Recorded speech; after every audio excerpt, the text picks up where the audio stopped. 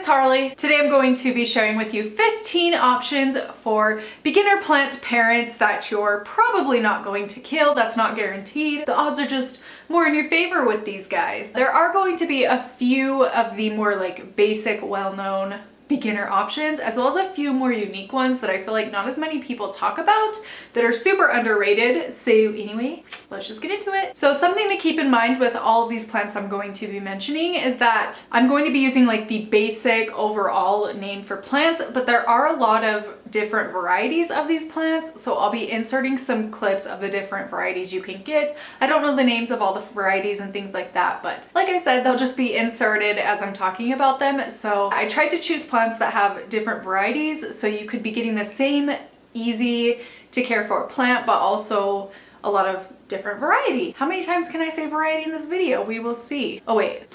The first plant that I'm going to talk about is a Monstera. There are a ton of different varieties of this plant. The ones that I have in my care, I have 3 different varieties. They are all really easy to take care of. The easiest of which is the Monstera Deliciosa. I have noticed that once I just water it like once a week, it does really fine. I have it in front of a south window and it's super easy to care for. The Adansonii, which you can see right here, is just a little bit more finicky, but not too bad. On the scale of things, I would still consider it a really easy to care for plant. And then my Celtipacana, I think is how you say it right here, I haven't really had it long enough to learn about, but so far it's been really easy. I've had it for about 3 weeks. Next up is the Pathos. Of course, this is one everybody knows, but I have several different varieties in my house and they all have done really well. I also have them in different like how much light they're getting spots. So I have some on the south window, some on the north window, some with like no sunlight whatsoever in my bathroom, and they all have done really well. It is honestly so freaking easy. Next up is a peace lily plant. This is another one that has a lot of different varieties. I personally have 2 in my houseplant collection. I have the Domino right here, which is the variegated version, and then of course just like the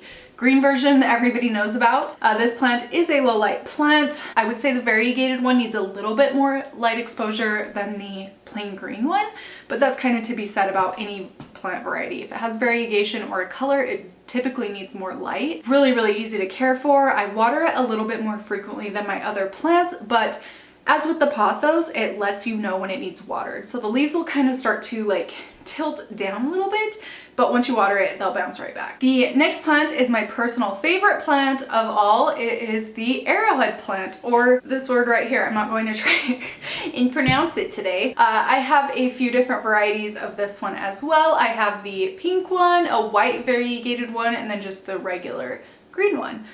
This plant needs watered hardly ever. This one honestly grows extremely quickly. Like I swear every week or so it's getting new leaves. So yeah, this is an excellent option. Next up is a plant that I feel has been very underrated for a long time, but it's recently gaining a lot more popularity, and it's an Aglaonema, I think is how you say it, or more commonly known as the Chinese Evergreen. There are so many different varieties of this plant, and it honestly needs like low light, and it hardly needs watered ever. It does so well. It's so easy. You can forget about it for a while and it'll be just fine. Next up is the rubber tree. Again, there are several varieties. I have 3 in my household. The light requirements are a little bit different variety to variety, but for the most part, they're very easy plants. The leaves also begin to droop down to tell you when they need watered. The one thing I would keep in mind if you decide to get one of these plants is that they are susceptible to root rot more quickly than a lot of other plants, and I do have a full care video on my channel for this plant if you have one of these and want to know some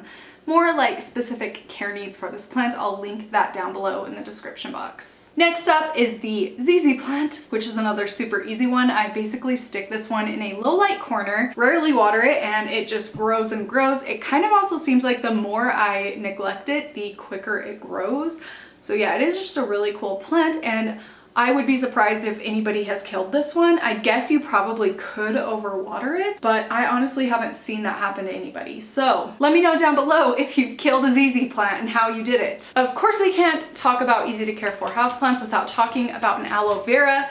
Again, there are so many varieties of this plant. I think I have like 8 of them in my house plant collection. You need to give decent lighting and not overwater, and it does perfectly fine, which is why I would recommend it for beginners. Just make sure to neglect it a teeny bit. Next up is philodendrons, and these are some of my favorite houseplants. There are a ton of varieties. The thing about philodendrons is some of the varieties aren't as easy to care for as others. Like the care needs are pretty different in my experience.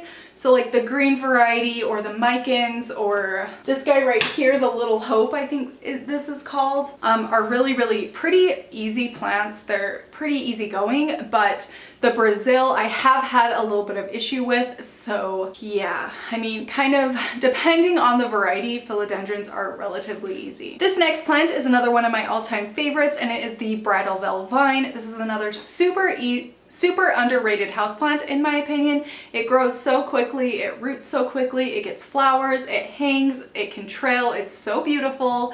I'm just gonna go on and on about this plant because it really is an incredible houseplant, and I can't believe more people aren't like talking about this one, but it definitely is in my top 3 all-time favorite houseplants. So yeah.